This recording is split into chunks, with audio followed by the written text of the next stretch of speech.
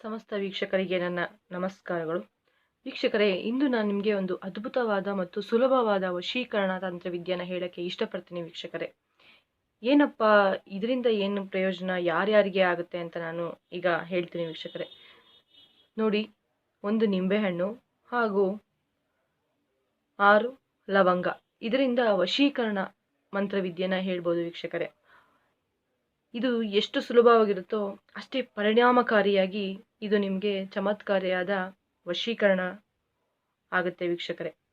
ಇದನ್ನು ಯಾರ್ಯಾರಿಗೆ ಮಾಡ್ಬೋದು ಅಂದರೆ ಸ್ತ್ರೀ ಮತ್ತು ಪುರುಷ ಯಾರಿಗೆ ಬೇಕಾದರೂ ಈ ವಶೀಕರಣ ಮಂತ್ರನ ಪ್ರಯೋಗಿಸ್ಬೋದು.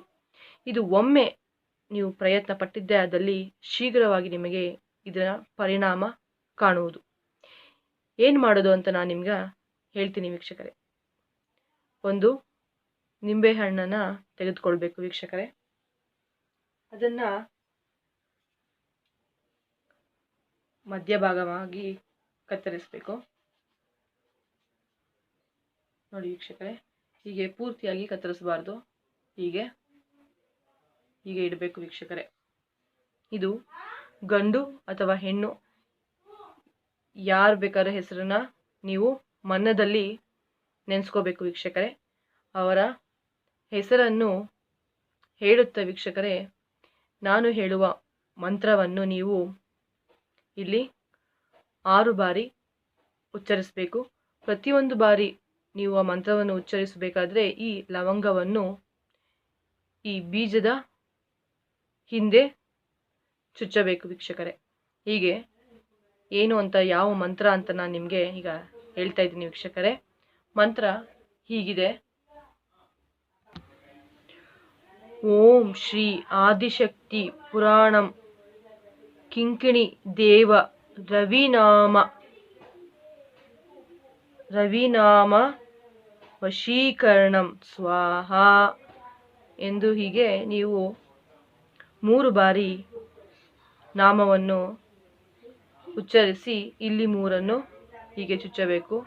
ಇನ್ನೊಂದು 3 ಬಾರಿ ಅದೇ ರೀತಿ ಮಂತ್ರವನ್ನು ಹೇಳಿ ಹೀಗೆ ನೀವು ಈ ಲವಂಗವನ್ನು ಹೀಗೆ ಚುಚ್ಚಬೇಕು. ಹೀಗೆ ಚುಚ್ಚಿದ ತಕ್ಷಣ ನಿಮ್ಮ ಇಷ್ಟ ದೇವತೆಯ ಹೆಸರನ್ನು ಹೇಳಿ ಈ ಜಾಗದಲ್ಲಿ ಕುಂಕುಮವನ್ನು ಹೀಗೆ ಇಟ್ಟು 2 ನಿಮಿಷ ನಿಮ್ಮ ಇಷ್ಟ ದೇವತೆಯನ್ನು ನೆನೆಸಿಕೊಳ್ಳಬೇಕು. ನಂತರ ಅರಿಶಿಣವನ್ನು ಈ ಭಾಗದಲ್ಲಿ ಇಟ್ಟು ನಿಮ್ಮ ಇಷ್ಟ ದೇವತೆಯನ್ನು ನೆನೆಯಬೇಕು. ನಂತರ ಇದನ್ನು ಹೀಗೆ ಮುಚ್ಚಿ ನಿಮ್ಮ ತಲೆಯ ಮೇಲೆ 3 ಬಾರಿ ನೀಳಿಸಬೇಕು. ಅವರ ವಸ್ತು ಯಾವುದಾದರೂ ನಿಮ್ಮಲ್ಲಿ ಇದ್ದಲ್ಲಿ ಅದನ್ನು 3 ಬಾರಿ ನೀಳಿಸಿ ಇದನ್ನು ನೀವು ಬೇವಿನ ಕೊಂಬೆಗೆ ಯಾರಿಗೂ ಕಾಣದಂತೆ ಕಟ್ಟಿ ಬರಬೇಕು ವೀಕ್ಷಕರೇ. ಇದನ್ನು ನೀವು ಒಮ್ಮೆ ಮಾಡಿದ್ದೇ ಆದಲ್ಲಿ ನಿಮಗೆ ಶೀಘ್ರ ಫಲ ದೊರೆಯುತ್ತದೆ. ದಯಮಾಡಿ ಇದನ್ನು ಒಳ್ಳೆಯದಕ್ಕೆ ಮಾತ್ರ ಉಪಯೋಗಿಸಿ.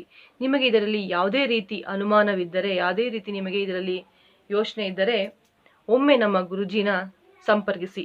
ನಿಮಗೆ ಎಂಥದೇ ಕಷ್ಟವಾದ ಪರಿಣಾಮಗಳು ಎದುರಾದಲ್ಲಿ ಅವರು ಶೀಘ್ರ ಪರಿಹಾರವನ್ನು ನೀಡುತ್ತಾರೆ ವೀಕ್ಷಕರೇ. ಇದು ನಿಮಗೆ ಇಷ್ಟವಾದಲ್ಲಿ ಶೇರ್ ಮಾಡಿ ಹಾಗೂ ಲೈಕ್ ಮಾಡಿ, ನಮ್ಮ ಚಾನೆಲ್ನ ಸಬ್ಸ್ಕ್ರೈಬ್ ಮಾಡಿ. ನಮಸ್ಕಾರ ವೀಕ್ಷಕರೇ, ಶುಭವಾಗಲಿ.